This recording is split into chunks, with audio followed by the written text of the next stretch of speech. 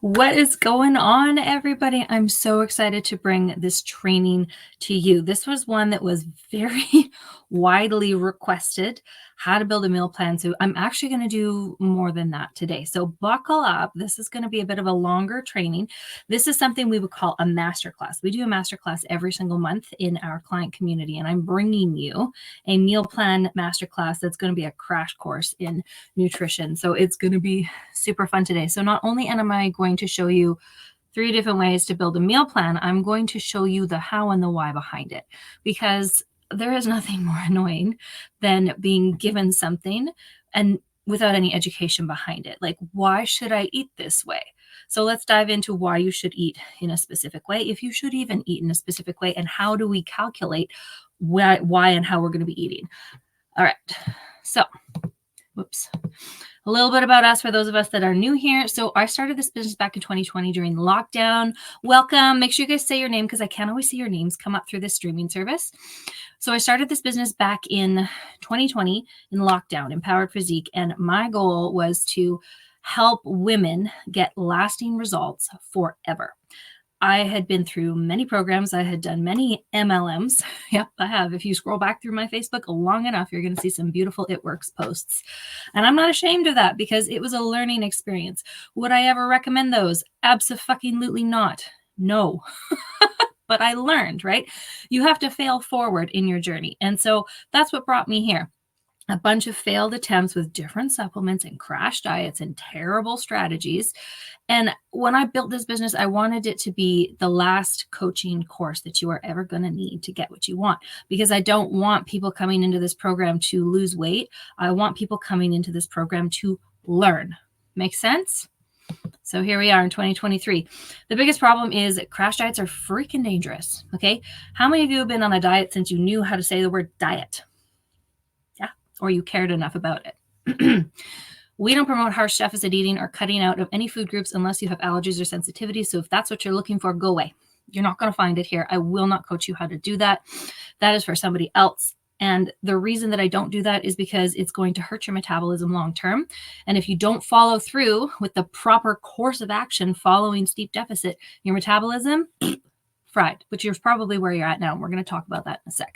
Hustle culture, also dead. Hate that. It's not for me. It's not for you. We are busy. We are women. We have womanly issues. We have jobs. We have careers. We have families. You might have children, nieces, nephews, grandchildren, wherever you're at. And that there is a lot going on in our world right now.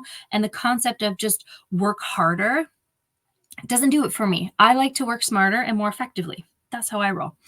And the last thing that I wanted to just address here before we dive into anything crazy is the sincere lack of education in coaching programs right now. And I'm not here to bash any other coaching programs. I think there are phenomenal ones out there. I am not saying mine is the only one you should ever join, though, it's a shameless plug. What I don't like is when you join something and you're just given a program and some calories and told to go and do it. You don't get the education. You don't get the understanding behind it. For me, I don't know if any of you are like this, you want to know why you're doing something so that you can make informed decision. If somebody handed me a meal plan, what's the first question that I'm going to ask them? Why? Why this? Why this food?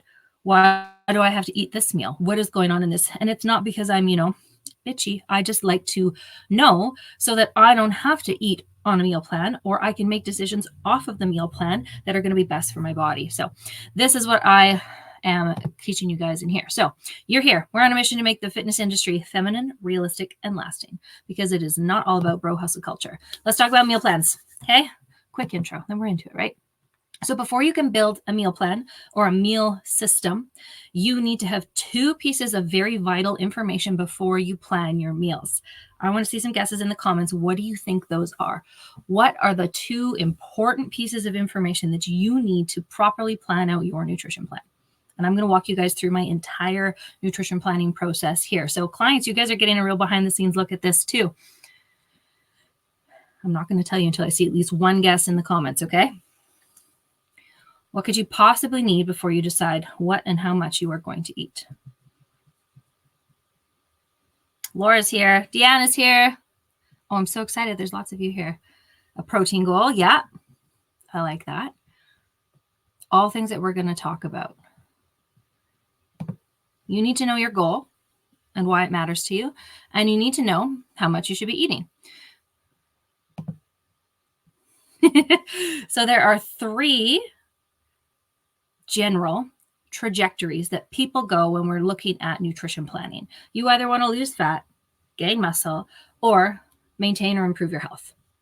That's kind of it. There's other things in between that maybe you have to eat on a certain plan because you've got celiacs or a metabolic disorder of some kind. But in general, when people think goal, you either want to lose weight, build a booty, or put some muscle on, or you want to fix or improve your health in some way.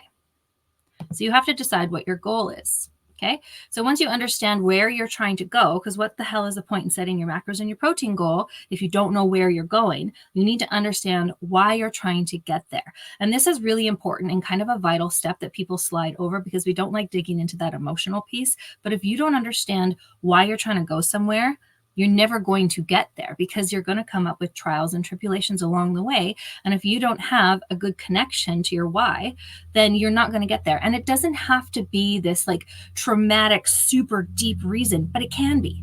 It can simply be because you want to look better in your clothes and naked because you want to have more sex. That's a cool goal. And that's a great reason why. Or it could be because you had serious trauma around food and you want to make sure that your kids don't grow up with a really crappy relationship with food. It's your goal. It's your why. And it's the thing that you're going to come back to when you're like, I just don't want to do this anymore. You have to get kind of addicted to why you're doing this and the feeling that you get, because oftentimes, and I see this with my clients all the time, it's not what we're doing that we fall in love with. It's what it does for us that we fall in love with, right? How many of you actually enjoy exercise? Yeah. I do sometimes. I don't always want to do it. I would way rather drink bubbly, eat popcorn, and watch Grey's Anatomy. Absolutely. That sounds like way more fun than going for a run or going to the gym sometimes, right? So how do you get through that stuff? You understand why you're trying to go where you're trying to go. So once we understand where we're going to go, and we're going to talk specifically about fat loss in here, I can do another training on muscle gain and maintenance if you want to, but let's talk about fat loss because most of you are probably in here for that reason. Are we catching on? Are we making sense so far? Let me know in the comments if you're getting it. Is this good? So what I do with my clients who I tend to find usually undereat, or you're stuck in a plateau, what we would do with a one-to-one coaching client is something called a fat loss metabolic assessment. This is what I have called it. This is my term. You're not going to be able to go Google it and figure out what it is because this is what I've just called it, but I'm going to show you what it is. So to do this, I ask you to track your food for 2 weeks. I know, boring, crappy. Track your weight for 2 weeks. Ew, that's yucky. I'm going to tell you why. And track your symptoms. The reason that we do this is because if you have been dieting your whole life, if you have menopause, if you have PCOS, if you have any kind of metabolic disturbance at all, your metabolic set point is probably lower than what any calculator on the internet is going to tell you. This is called metabolic adaptation. And it is your body's way. It is a normal and natural mechanism that your body uses to keep you alive because that's your body's function, right? Your body wants you alive. That's all it cares about. So what it does is it adjusts your caloric need downward so that if the calculator spat out, you need, 1,800 calories a day to maintain your weight doing exactly what you're doing. If you've been dieting your whole life, eating 1,200 calories, your maintenance may in fact be 1,200 calories. So that's why if you have tried to eat in a deficit and you start gaining weight, this may be one reason why. Okay. So when I do this, I look at the average of your calorie intake over that. And I look at the average of whether your weight has gone up or down. And if your weight has gone up in a caloric range where you should be losing weight, I know very quickly that your metabolism is in the pooper. And we need to fix that. Mathematically, it's a little bit complex how I decide where to put you at. But the goal in this is to bring your metabolism back up. And we do that with a couple different strategies. One of them is cortisol reduction. The other one is weight training. And the other piece is the reverse diet. So I decide where your calories should be at, and we gradually increase them based off of your consistency and where your mental state is to get your metabolism to catch up without losing a bunch of muscle mass or putting on a bunch of fat. It's a complex process, but that will be the first step. So if you don't need to do that, you're doing good. We're just going to assume all is well, right? We can go either into a reverse diet once we have that information, or we can go into a deficit. If things are looking good, we're going to go into a deficit. Okay, here's the math. I'm giving you the math. This is the most simplest way. I could give you complicated calculations, but if you're doing this on yourself, let's not make it freaking hard, okay? Calories, your body weight times 10 to 12 to a max of 2,300 calories. If your body weight comes out to more than that, then we need to talk about a more specific pattern or plan to get you where you need to go. Because if you are over 250 pounds, then we're looking at a higher ranking of obesity. We're not going to call it what we want to call it, screw you BMI, a higher ranking of obesity, and it requires a little bit more care and precision, okay? Protein, 1 gram per pound of lean body mass or goal body weight. So they used to tell us 1 pound or 1 gram per pound of body mass. And that's not accurate because what we want to be going off of is the lean body mass. And if you don't have a DEXA machine, not the scale that you bought from Superstore, okay, that's not accurate, then it's going to be really hard to know exactly what your lean body mass is. So those are expensive. Cost a couple $100 to have those scans done. You can go off of your goal weight. So let's say you are 200 pounds. You want to be 180. That's a decent goal weight. Or maybe you want to go to 150. So you're going to set your protein goal to 150 grams, okay? Carbs and fat, you're going to decide where you want your energy to come from. And I don't want you guys to think about carbs and fat like bad or good, and we're going to dive into this next. You want to think about them as different sources of energy for different uses. And the decision to use carbs or fat is going to depend on a couple of things. If you have diabetes, insulin resistance, PCOS with insulin resistance, you may, and sometimes menopause, you may want a bit of a lower carb range, which we'll talk about, but you don't want to cut them out entirely because it's more about better choices than less choices. Does that make sense? And then we look at preference, right? Do you prefer to eat a higher fat diet? Cool. Let's make better fat choices. That's totally fine. Do you prefer to eat a higher carb diet? Cool. Let's talk about better choices. See, we don't need to complicate it. So let's talk about carbs and fat really quickly. You need to stop starving your body of energy and health. It is not how much, it's what. The absolute minimum that you should be eating for carbohydrates a day for women is 100 grams. I will never put you lower than that. And you should not either. Your brain requires glucose to function properly. You can do keto. You can function on keto, but you're going to deal with brain fog, keto flu, weakness, and a whole host of really crappy symptoms. The only people who should be doing keto, and this is my professional opinion that I will die on this hill with, are people who have a medical reason to do it. Okay? The absolute minimum amount of fat that you should be eating on a daily, unless you are very super low weight, is 50 grams of fat, in which case we probably need to bring you up, right? 50 grams of fat. Fat is not just an energy source. It is vital for hormones. It's also vital for you to absorb certain vitamins and minerals. Okay. They have a purpose. Okay. Not all carbs are created equal. We talk about carbs like good carbs, bad carbs, simple carbs, complex carbs. I like to think of them like simple and complex or monosaccharides and polysaccharides. Now we're getting really sciencey. What does that mean? A monosaccharide simply means that to digest this carbohydrate and use the glucose, your body has one chain to break. Okay, this is a monosaccharide. Boom, breaks it apart. Now it's got energy. That is the simplest form of sugar. Table sugar that you would bake with, white sugar, is a disaccharide. It is a simple sugar, a simple carbohydrate, but it has two chains to break. Okay, so simple carbohydrates come in mono and disaccharide form. Polysaccharides simply means many sugars. Okay, saccharide meaning sugar, many sugars. There are many chains to break apart in here. Okay. These are our complex carbohydrates. What's the difference? The more chains, the more links that it has to break apart, the longer it takes to digest. The longer that it takes to digest, the lower the glucose response, the insulin response is going to be. Is blood glucose vital for fat loss? No, unless you have diabetes or insulin resistance. For everybody else, blood sugar does not matter. Okay? Generally speaking, you can have more simple carbohydrates and it's not really going to matter for fat loss. But the problem is going to be you're going to feel like crap. You're going to crave food. And so we want to make sure that we are properly proportioning these. So let's dive into our next one here. So our ability to run, bike, ski, swim, and row hinges on the capacity of the body to extract energy from ingested food. As potential fuel sources, carbs, fats, and protein in the foods that you eat follow different metabolic paths in the body, but they ultimately just yield water, carbon dioxide, and chemical energy called ATP or adenosine triphosphate. You can think of ATP molecules as like high energy compounds or batteries that are your stored energy in your body. So anytime your battery is running low, you need energy to breathe, to tie your shoes, to go for a bike ride, to go for a walk, to pick up your kids. Your body uses ATP.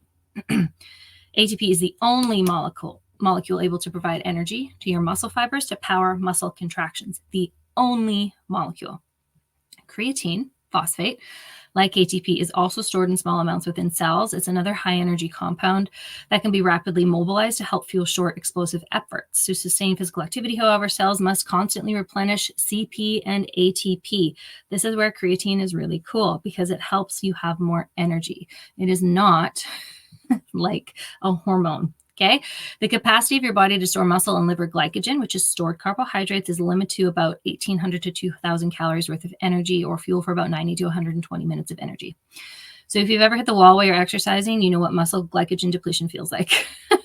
Boom. Oh my God, I'm exhausted, fatigued. My muscles are shaking, right? As we exercise, our muscle glycogen reserves continually decrease and blood glucose plays an increasingly greater role in meeting the body's energy demands because your liver is releasing its stored glycogen as well. Okay. We're carrying on. You guys are getting a lot of information right now. Our daily food choices resupply the potential energy, right? Potential energy is stored energy. We're going back to like grade 8 science class now.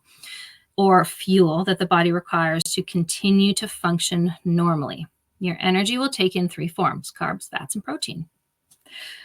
The body can store some of these fuels in forms that offer muscles an immediate source of energy, like carbs, such as sugars and starch. They're readily broken down into glucose and is your body's principal energy source, and it is vital. You cannot completely remove carbs from your diet.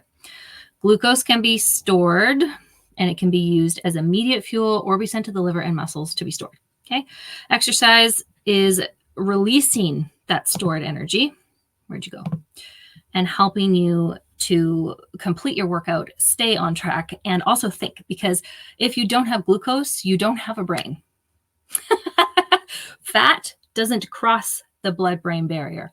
Glucose crosses the blood-brain barrier. So if you do not have glucose, you don't have a brain. Got it? Who's following along? Are we loving this? Getting all kinds of information. So carbohydrates provide a highly efficient source of fuel for your body. Let's look at the benefits of all, right? Because the body requires less oxygen to burn carbohydrates compared to protein or fat, carbs is considered the body's most efficient fuel source. Carbohydrate is increasingly vital during high-intensity exercise when the body cannot process enough oxygen to meet its needs. Oxygen is required for fat to be used. So this is, as a side note, when people are talking about fat burning zones and cardio burning zones, this is about oxygen. So lower intensity exercises that bring in more oxygen, think I can breathe more, are going to burn more fat for longer periods of time. And high intensity exercise are going to burn more glycogen because you don't have as much oxygen, and think like I'm freaking breathing really hard. Your body doesn't need as much oxygen to release carbohydrates. Okay. It keeps your brain and your nervous system functioning. When blood glucose runs low, you become irritable, disoriented, lethargic, and you may be incapable of concentrating or performing even simple tasks. You may also struggle with issues like depression and anxiety. It aids in the metabolism of fat. So to burn fat effectively, sorry, keto people, your body must break down a certain amount of carbohydrate. No carbs, no breakdown fat. Because carb stores are limited compared to the body's fat reserves, which we can store fat forever until we die. Consuming a diet inadequate in carbs is essentially, it limits your fat metabolism. So if you're not eating enough carbohydrates, your body is going to struggle to reduce the fat content on your body. And finally, it preserves your lean protein muscle mass. There's actually more that carbs do, but we're just going to keep it super simple for now. Consuming adequate carbohydrates spares the body from using protein from your muscles, internal organs, or your diet as an energy source. Your body does not like to use protein. It will use like 5% of your energy may come from protein if it has to. And we don't want it to have to. Dietary protein is much better utilized to build, maintain, and repair body tissues, as well as to synthesize your hormones, enzymes, and neurotransmitters. Protein is really cool. Okay. We're not going to talk too much about protein today. I wanted to dive into the carbs and fats. Just know that protein is going to improve hormone function. It's going to improve your satiety, your ability to feel full for longer, which is going to help you eat less over time. And it's also vitally important for protecting and building muscle. So fats. Fat is a more efficient fuel per unit of weight than carbohydrate, which is a nice way to say it takes a lot to use it, right? It takes a lot to burn it off. Carbs must be stored with water. Our weight would double if we stored the same amount of energy as glycogen, plus the water that we would store as body fat. Most of us have sufficient energy stores of fat, which is your adipose tissue or body fat, plus the body readily converts and stores excess calories from any source, fat, carbs, or protein as body fat. In order for fat to fuel exercise, however, sufficient oxygen must be simultaneously consumed. Our bodies don't maintain official reserves for protein, okay?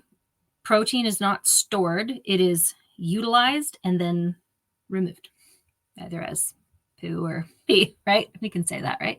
Proteins used to build, maintain, and repair body tissues, as well as to synthesize important enzymes and hormones.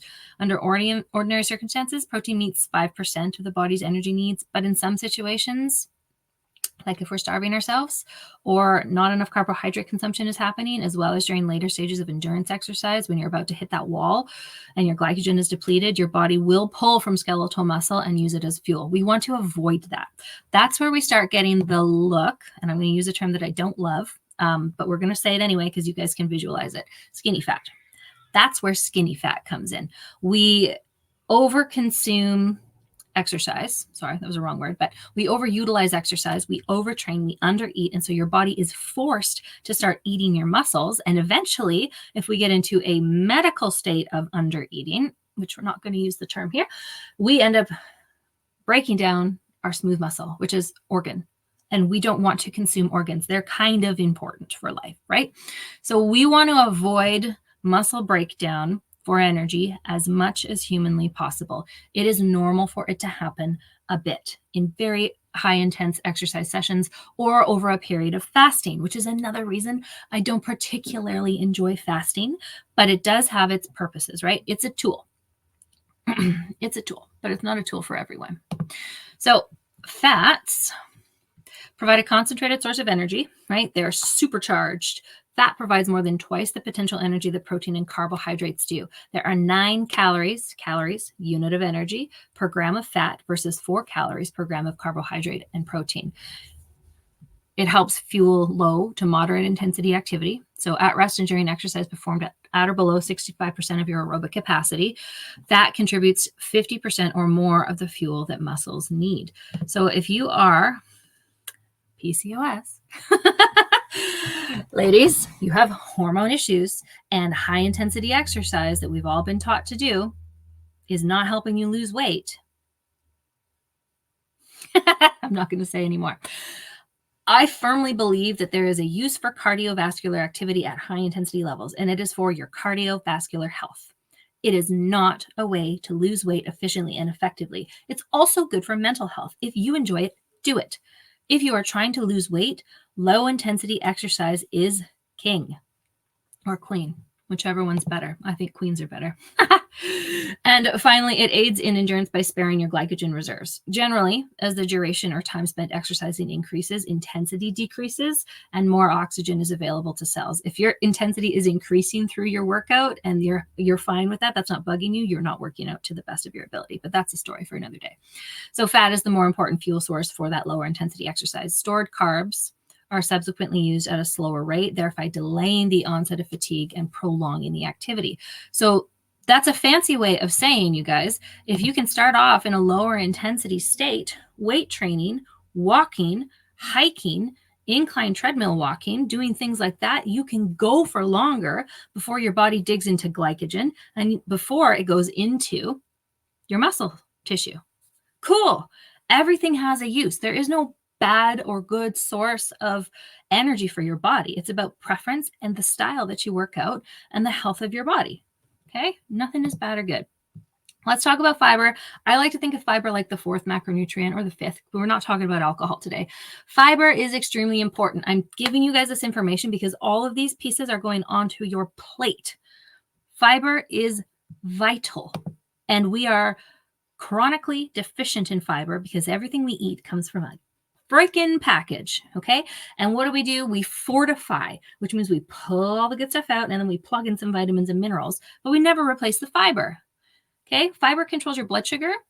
It improves your satiety. It aids in digestion and gut health. It is vital. Soluble fiber helps keep your gut bacteria healthy and promotes overall fat loss by reducing your appetite. Okay, that's satiety. I'm not hungry equals satiety. The soluble type of fiber, which absorbs water, that's the jelly stuff. Okay, sorry. Non-soluble fiber is fibrous. Think like the strings in celery. Soluble fiber is gelatinous. It forms the gel inside your gut and it slows the absorption of sugar into your bloodstream. So if you are diabetic, pre-diabetic, insulin resistant, menopause, this is good. It lowers your blood sugar levels, which means lower insulin levels. It gives your insulin a chance to catch up if you're insulin resistant. And that means your body is less likely to store fat and excess sugars that it doesn't need. You're not going to have as much free-floating glucose, and it's also going to help you eat less. According to recent research, increasing the levels of dietary fiber may contribute in a non-pharmacological way to improve your carbohydrate metabolism. So it's going to help you burn carbs. Because fiber is a type of carb that your body can't digest, it doesn't impact your blood sugar levels, meaning it doesn't shoot them up, but it can help you to maintain them or keep them lower. Really cool. Plus, fiber is tasty. So let's put it all together. Do you guys enjoy your crash course in nutrition? Super fun. These are the pieces that I'm keeping in the back of my head as I am building a plan. It is not as simple as doing this amount of calories. And you know, if you're a little more advanced, putting in a macro goal. You need to think about these pieces as components to your goal, components to where you want to get to, components to the health of your body. If you just want to eat calories and consume them as carbs, that's cool, but you're going to be missing out on hormone regulation. You're going to be real hungry. You're going to be craving sugar constantly. You're going to have a real tasty diet, but your internal health is going to suffer as a result. You're going to have muscle wasting. You're going to have joint pain. And that's not because carbs are bad. It's because as humans, we require a well-rounded diet. Okay? So this is the perfect plate, no tracking required. We're going to put all of these components together, just thinking about how they're working on our body with the goal of fat loss. Ready? Let's do it. Let's do it. So first, you need to know how many plates are you going to have a day. Do you like to eat 3 meals? Do you like to eat 4 meals? Are you a snacker? You like to eat 5? Do you want to have 6? Like how many meals? And be realistic. Don't be like, I want to lose weight, so I should only eat 3 meals a day. No. What are you actually going to eat and sustain, right? If you like to eat 5 meals a day, eat 5 meals a day.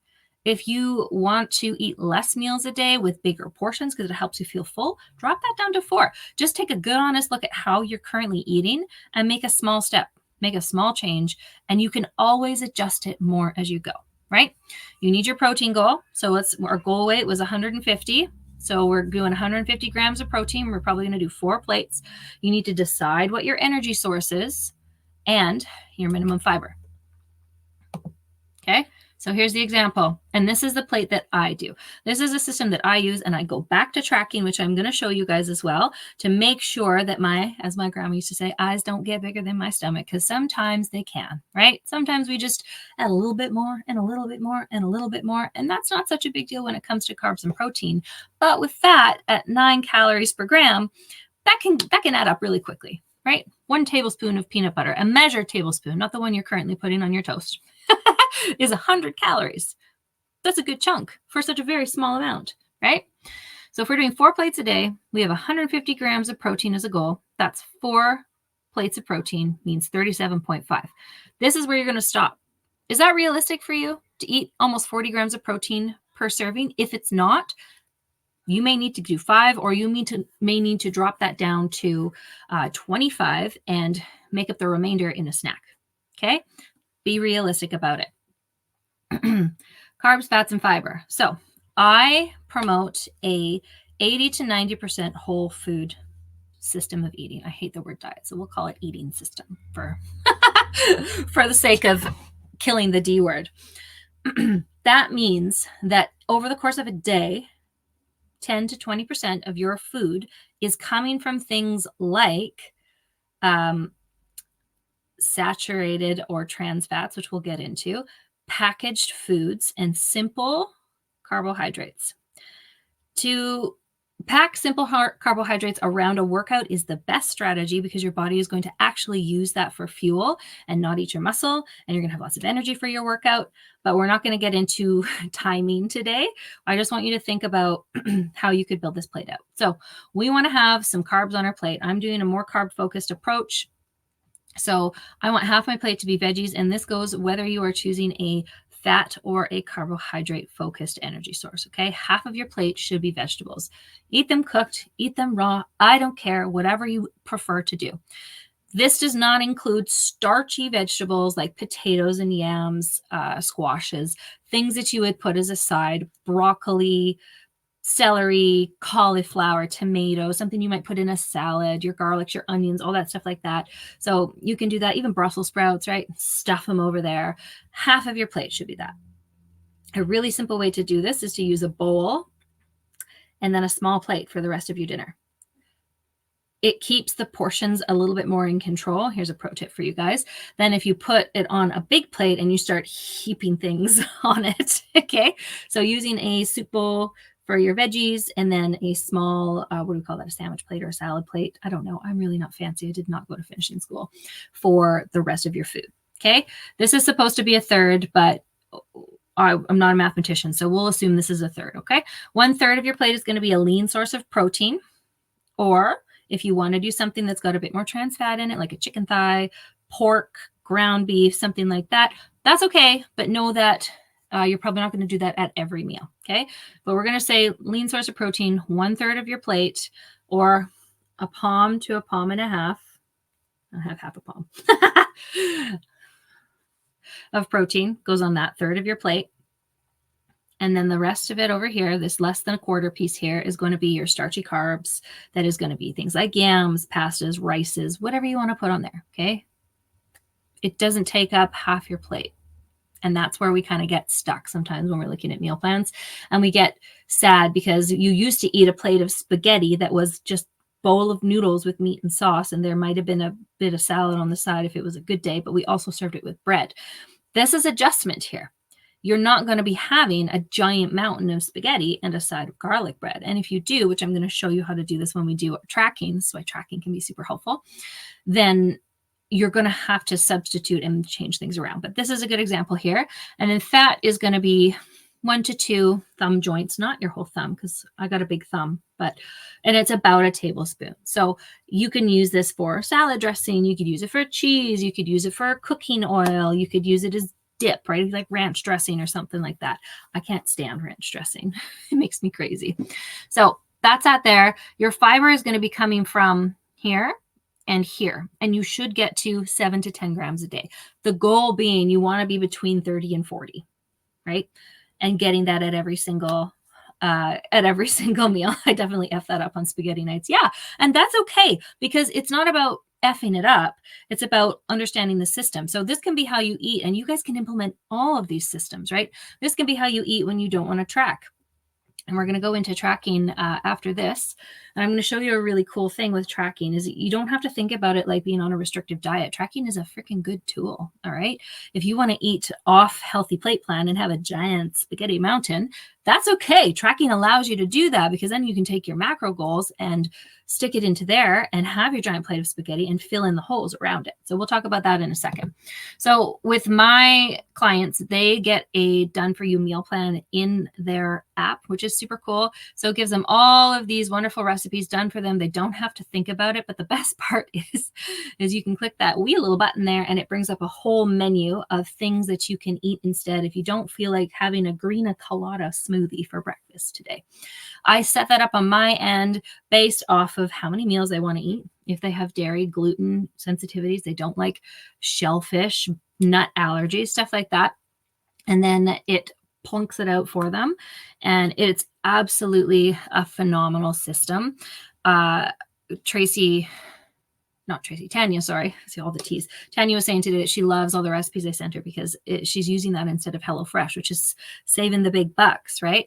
And Lori was talking about how it's so beneficial to just not have to think. You just go in on Sunday and like look at what you want your meal to be. You can reduce variety. You can increase variety. If you don't want to spend a lot of money on a bunch of different groceries that are going to get wasted, you can just eat the same thing for several days. Like it's really flexible. So I like that system, but let's get into tracking.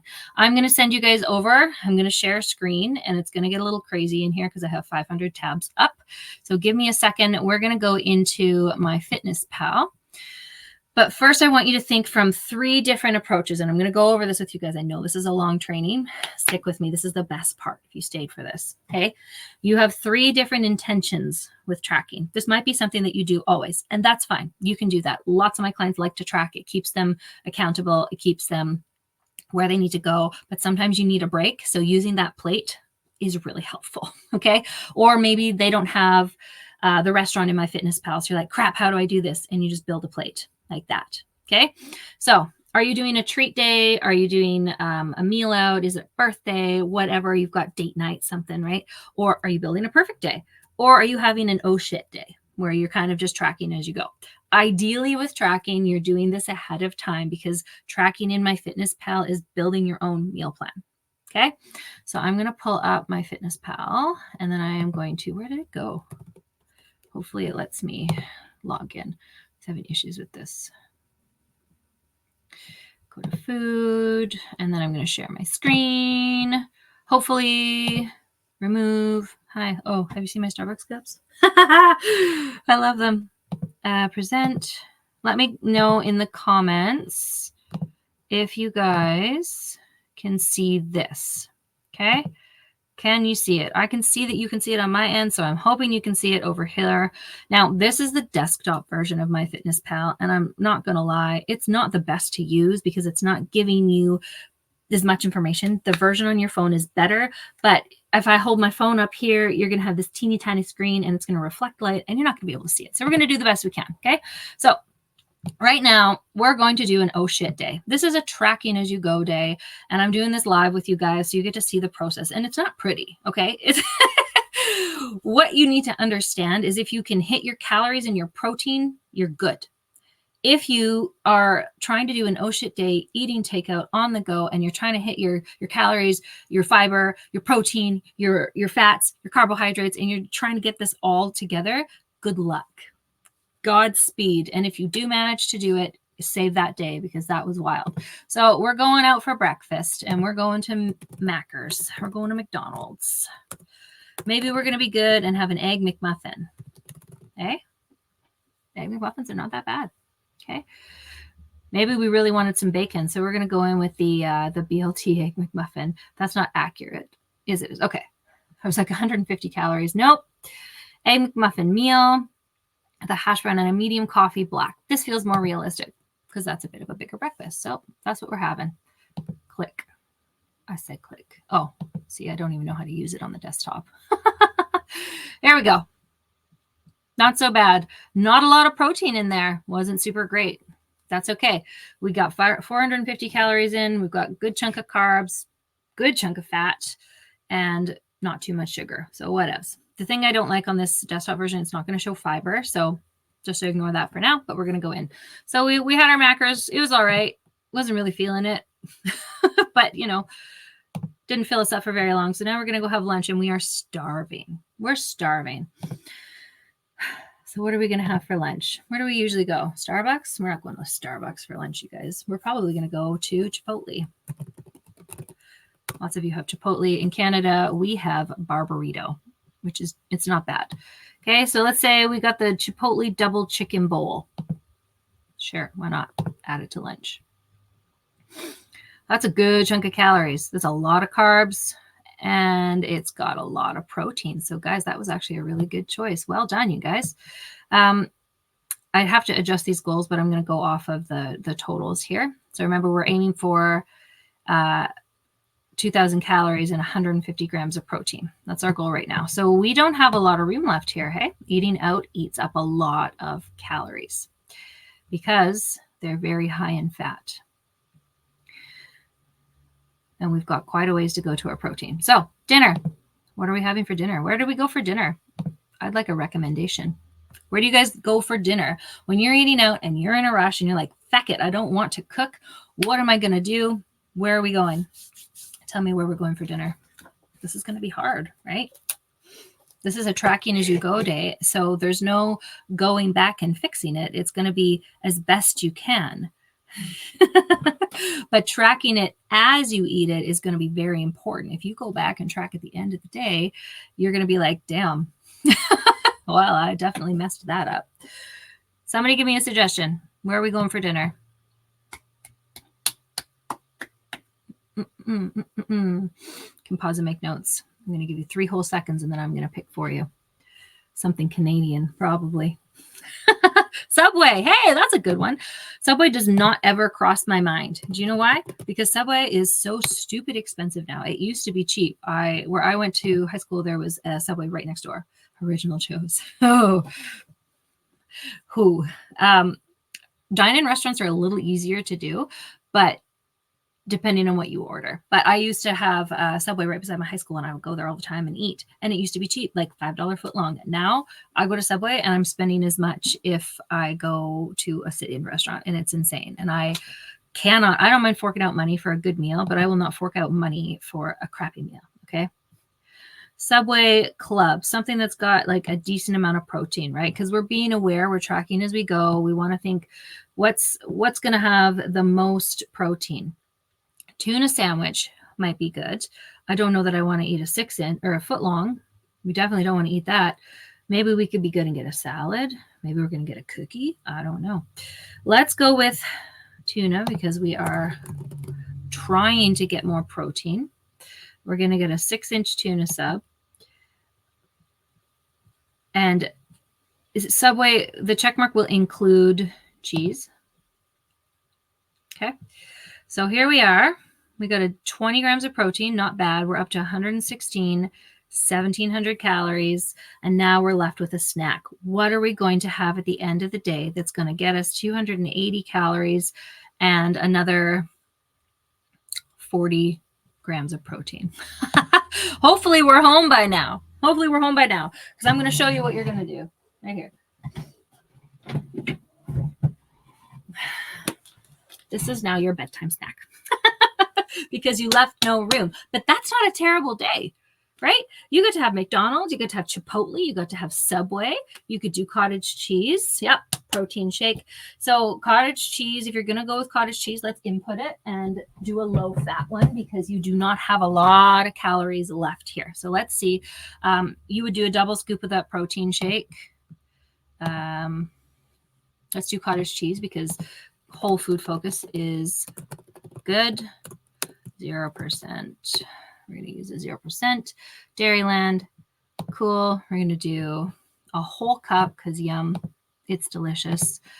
And that's going to take us to 150 grams of protein. Who got brownie points for that? We actually have, I don't do math, 85 calories left to consume. So we could put something tasty in our cottage cheese. We hit our minimums for carbs and fats, so we can really choose what we want. If we want to have something that's a little bit more, I like salsa in my cottage cheese. Is that weird? I really like salsa. So I'm going to add some Old El Paso salsa, and I like it hot because, why not? We're going to have a decent helping, 100 grams. We're going to do 2 servings, and we're going to add it there. That's going to probably bring us close to 2,000 calories. Damn, that was good. So, sodium, not so great. Is there a lot of fiber in this? Taco seasoning is a great alternative if you didn't have any extra calories. I love that. This wasn't a bad day. This was done on the fly. And the intention behind it was that you were completely aware of what you were doing, right? You weren't going at the end of the day eating whatever the hell you wanted and looking back and saying, well, I wonder why that didn't work out. You're being intentional with it. Had you made some other choices, if you just gone to Subway and gotten whatever sub you wanted to, maybe not going to end the way that you wanted to. Are you going to feel kind of hungry? Yeah, you're going to feel hungry after breakfast. You're probably going to feel hungry after your dinner, but that's why we've got the delicious snack in there. Lunch was a really good choice because it got you a whopping amount of protein to take you all the way to dinner without a snack. So this wasn't a bad oh shit day. This worked out really well. And no, I did not plan this ahead, you guys. This is just how the brain operates. When you're thinking about protein and calories, you can make better choices. If you are trying to stress about carbs and fats as well on an oh shit day, you're not getting there. Okay, you're not getting there. You're going to struggle. If you were going in to Subway and hoping to have like a low carb meal, what could you get? A salad. You're probably not going to be very full all the way to dinner. You're going to snack. You're going to make bad choices and it's not going to do well. So forget about carbs and fats when you're having a no shit day. All right, let's do it again. We're going to plan out a really good day. Well, we'll just do Sunday. My diary's going to be all messed up now. That's okay. Breakfast. Eggs. I love eggs. Eggs are one of the most bioavailable forms of protein. I eat 3 eggs. I like them fried. Dippy. Dippy eggs are the way to go. All right. Anybody else fight me? I don't scramble. Don't mind scrambled. Boiled eggs. I like them sunny side up. I like them dippy. I like to have them with sourdough bread. Yes, you can still have bread. Sourdough is a bit of a better choice because it is a fermented bread, so it's going to be good for your gut bacteria. And if you toast it, it's also going to be reducing the glycemic response in your body. Cool. Hey. Neato. So I do 3 eggs. I also don't forget to track your avocado cooking spray. Anything that you're using to cook with. Avocado. I spell this wrong every time. Avocado spray. That's my Roman Empire is avocado. That's all I think about. This is the one I usually use. We're going to add it in. 1 serving, which is a cht. Okay, read the serving spray second. And then I serve it with Heritage sourdough. I want to get into making my own sourdough, but I also am not super great at cooking. I'm not going to lie. Bread evades me. So I'm probably just going to do 1 slice. And that'll be enough for me. I don't typically put anything on my toast, but if I want to, I'll do like a infused olive oil, right? I really love the basil one. We have a All of This and More store here, and I got a gift from there. Ain't nobody got time for that. Yeah, well, you might. I do. But if you don't want to have eggs, we can look at doing a smoothie because that's fast. All right, we're not having eggs and toast. That takes a whole 6 minutes to cook, but that's too hard. So let's do a smoothie instead. We're going to go first form. Level 1. Be specific about the protein that you're using. Okay. Don't just type protein powder in. You're going to get a bunch of generic responses. I like to have at least 30 grams per meal. So good. We got to 36, which is right around where we needed to be. We're going to have that. I'm going to toss in a banana. Ideally, we're going to be weighing it, but that's all right. Excuse you. There we go. Only half a banana because I usually give half to my child. He's a hungry little guy. Okay. We're going to add in some peanut butter. We're going to use Kraft because that's what we got on hand right now. A tablespoon of peanut butter to make it taste like peanut jelly. Cool. That's it. We don't want to put anything out there. I ain't got time for this, right? My protein shake is strawberry, so that's cool. If I wanted to add some frozen raspberries in, I could, but that's enough. 368 is pretty small for breakfast, but if you're not a big breakfast eater, this will work. Okay. Nobody got time for eggs. I always got time for eggs. Yeah, you could do PB powder. Oh, making your own sourdough bread. I might totally just like gap that we were talking about that. That's cool. We're going to go with this anyway. All right. Making your own sourdough bread. It's hard. It's a lot of work. I'm not down. Yeah, you can use PB powder, but I'm not afraid of fat, so I'm down with peanut butter. So lunch, let's do chicken breast. One of my favorite lunches, cooked, skinless, one breast. You want to be measuring by grams, ideally, if you can with chicken, or ounces, but that's okay. Chicken breast, 1 cup. Okay, we're going to use this one because it's the easiest. We're going to use 1 medium breast, and I'm going to do 1.5 of those. That. So this salad that I make, I'm going to do a video on it, and it's going to be amazing. This is a lot of protein, so I'm going to give you the ingredients right now. Olive oil. I know this is a long one, you guys, but this is so beneficial. We're going to do a tablespoon of olive oil, red wine vinegar. It doesn't have any calories. We're going to do 2 teaspoons of that. Vinegar is kind of a non-calorie thing. And then I do chickpeas.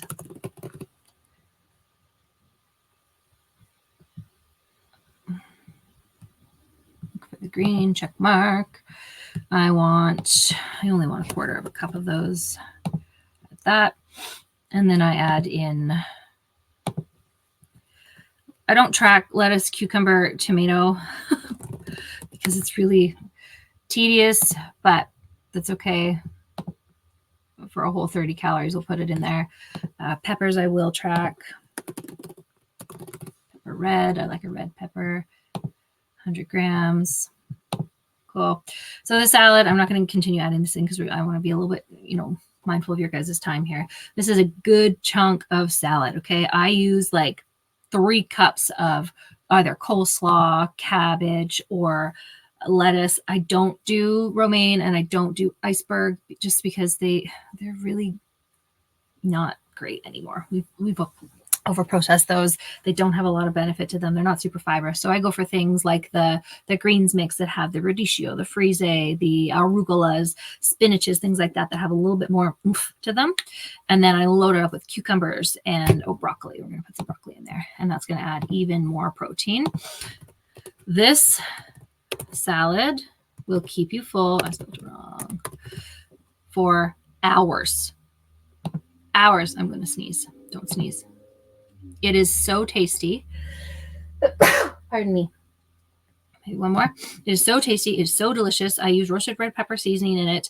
You can do any seasoning you like. You could throw fresh basil in it. It is so good. Yes, coleslaw mix is the best thing ever. And if you don't want to buy it bagged, you can go get a big old thing of cabbage because it's cheap. Nobody's buying cabbage. Cabbage is cheap. Just chop the shit out of it and you're good to go. All right. So that took our protein all the way up to 100 and we've only got to lunch. And that is amazing. So dinner, we're trying to build a really good day here. Dinner, let's have spaghetti. Okay. We're going to do ground beef because it should be done with ground beef. That's how I feel about spaghetti. I don't mind. You can do like half turkey, half chicken, but I have really picky eaters and I don't like making multiple meals if I can. I'll cook ground beef and chicken because my partner really likes chicken, but I don't want to make 3 different meals all the time. That's really annoying for me. So ground beef, I got a lot of calories to fill up here. We're going to do a chickpea pasta, rotini, spaghetti with rotini. Okay. Banza, sure. I don't know that brand. That's not typically the one I have. I get the one from Costco. If you want to be accurate, cook your noodles separately so that you're not scooping afterwards. That's not a difficult thing to do. If that really is the thing that's going to make or break you sticking to your meal plan, having to boil an extra small pot of water, you have a different problem. Okay? I'm just going to say that. Cool. We got some carbs. Now what do we need? If you're cool and you make your own sauce, I highly recommend inputting recipes so that you can add your own spaghetti sauce. I don't. I use Prego. It's the only one my kid will eat, and I refuse. 120 milliliters. Do you guys know what that means? A cup. Let's try that. We're going to do about 3/4 of a cup. I don't do a whole cup of that. Cool. Is there anything else that I put in there? Some seasoning. We've brought our calories up. Our protein is almost where we need to be, which is super cool. Carbs, we hit our minimum with carbs. We hit our minimum with fat. I have 600 calories. Okay. So we're pre-planning this. How can we make this even better? Our breakfast was really small. So I definitely want to have some snacks. I like Boom Chicka Pop.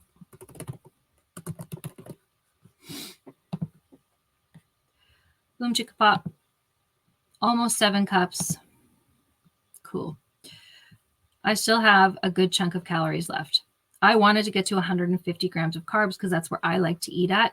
This is a pretty high number for fat, but I'm not mad at it. So I'm going to add something that is strictly a carbohydrate to my breakfast. I've got protein in there. I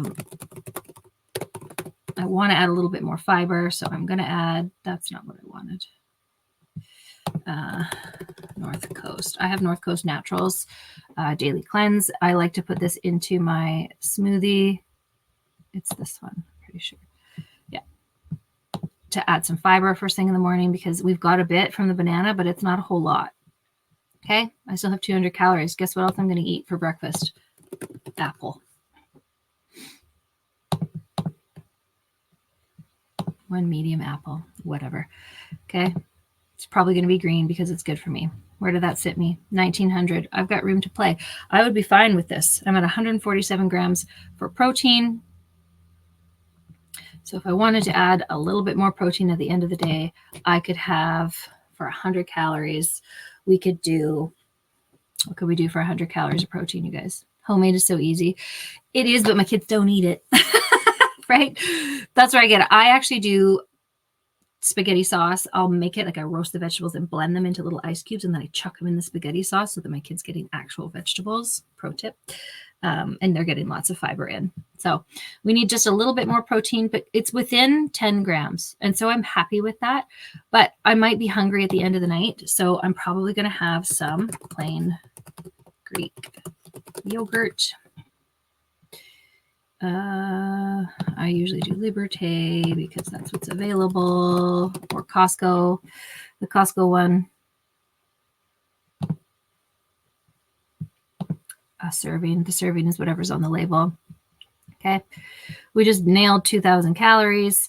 If you wanted to, you can adjust this if you prefer to have like a bit more fruit in your yogurt. Let's say we're only going to have 3 cups of popcorn now because I don't want to eat just plain yogurt. It tastes kind of gross. Nasty. We're going to put some raspberries in there. Half a cup. Raspberries. This is not hard, right? This took a couple of minutes. Now you have a meal plan. We're very close to where we want to be. I hit my minimums on everything. I could even add a little bit more. If you wanted to sweeten it, we could put some honey. Okay. You could add some protein powder if you wanted to, go a little over, but you don't have to blow your protein goal out of the water, right? You hit your goal. We're happy. We're at about 1,900 calories. There's room to play if something goes awry in the day. It's not too bad for sugar. I would want it a bit lower, but that sugar is coming from this peanut butter, the banana, the apple, and the berries. So you're having a lot of natural sugar. It's not processed, right? Yeah. See, you know where my brain was going. Yogurt. Okay. That wasn't so hard, was it? Took a couple of minutes. This is a very typical day for me, and I eat this very regularly. To keep it simple, I will actually eat the same breakfast. This is not a common breakfast for me, but it's fine. I'll eat the same breakfast, the same lunch, and then I'll switch up my dinner, and I'll switch up my snacks. So I get variety at the end of the day when it actually matters to me, when I want to snack, when I have the hungry bug going on, when I'm stress eating. And now that it's in there, if I happen to have run out of popcorn, or I don't have yogurt, or I want something else, I can just go in, delete it, put in what I want to have, and make it work as best I can. This is the power of pre-tracking, pre-planning, and doing it multiple days in advance. With MyFitnessPal, when you have these in, if this is something you eat regularly for breakfast, input it as a meal, and then you can just add it with one touch, right? It doesn't have to be as tedious all the time. You just have to get used to the process. So we have one more day to do, and that is like a date night. Okay. We're going to day, by the way, Sunday's my birthday. So I guess you just planned my day for me. Breakfast. So date night. Where are we going on a date night? We're going to go out, pick a common chain that's probably going to be in here. We want to go have something delicious. Somebody said Original Joe's before in Nanaimo. I guess that's fancy. If you happen to go to a restaurant that you don't have access to the menu, that's okay. I don't want to go to Original Joe's, you guys. We're going to Cactus Club. Come on. And we're going to have steak. Okay. Creole steak and prawns. Boom. Okay. That's what I want. I like that. It's delicious. That just ate up almost half our day in calories. Woo! Big chunk of protein, huge gob of fat, and some carbs. That includes all the fixins that come with it. Okay. So yeah, I love Texas. We don't have Texas Roadhouse here, but I wish we did. So we're having steak, we're having prawns. Those prawns are fried in garlic butter. We're having a side of potatoes and asparagus, probably is what it's coming with. Usually there's potatoes for sure, and whatever seasonal vegetables going with it. And they're all fried up in oil. It's delicious. If you're going out for a special occasion, you don't want to have to be packing along your own meal prep. You don't want to be having to pack along a bunch of bullshit, right? You don't have to be wanting to be thinking about it. So the best way to do that is to plan ahead. Now we know what we want to eat, and we are not going to change that. We're going to eat it, and we're going to enjoy every freaking minute of it. All right. And if it's Valentine's Day, guess what? You're probably going to have dinner too. Cactus Club. What are we having? Cheesecake. Maybe we'll be good and we'll split it. Lava cake. Cool. That thing. Guess what? That's your whole day. Woo! So what do we do for this? You want to have that. I know you do. You're definitely going to be having that. So in this kind of a situation here, where you've now ate up 2/3 of the day, should you be skipping breakfast and lunch so you can have that glass of wine with that steak dinner? Okay, we're going in. All right, we're having wine. We're just going to do it, right? Red wine, because it's beef. And we're not savages drinking white wine with our red meat. I don't know. I don't care. You drink whatever wine you want. White wine has more sugar. Red wine. Cool. We have 500 calories left. Oh my God. What are we going to do? What are we going to do? You want to eat that, and you should eat that. And in fact, I'm going to say, don't change anything about that dinner. Have half of a lava cake. Have that meal. Have that glass of red wine. You're going out for Valentine's Day or your anniversary. So what do we do in this situation? We only have 500 calories left. Do we skip breakfast? Do we skip lunch? Do we have super tiny meals? What are we going to do here? What we want to do here is focus on the protein and do the best we can. If you go over your caloric allotment by 250 calories, you're still in a deficit or at maintenance, depending on your plan. So that means you're not going to gain weight today. You're not going to store anything for fat. There's no guilt in this meal, okay? So let's say you're in a 250 calorie deficit and we're going to be eating to maintenance. So now we're aiming for 225, okay? That gives us 750 calories. Do you see how easy this is when you shift your mind off of trying to lose weight and make concessions about what you really and truly want? This is a special occasion and you can still stay on track. This isn't a hard thing to do. But what we did is we planned ahead. So breakfast, we're going to want to make sure that we're getting something that is going to keep us full. So what are we having? We're probably going to have the same freaking thing we had yesterday, right? We're going to have our First Form protein shake. Where was it? Level 1 is the one I wanted. I said that wrong. Level 1. It's an amazing protein, by the way. If you guys want, I can send you info on it. So we're going to go ahead. Actually, I want to edit that and have 1.5 servings of that. I want to have toast today. So I'm having that sourdough bread that you guys said I couldn't have yesterday.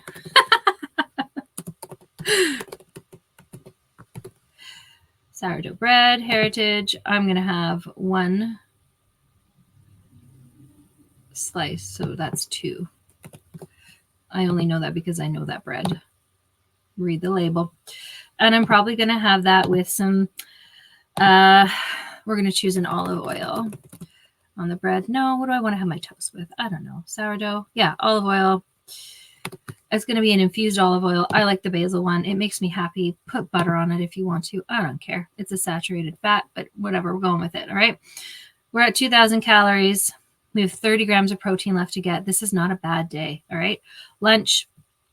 We could have that salad that we did yesterday. I really don't want to input the whole thing again. Let's take a look at lunch.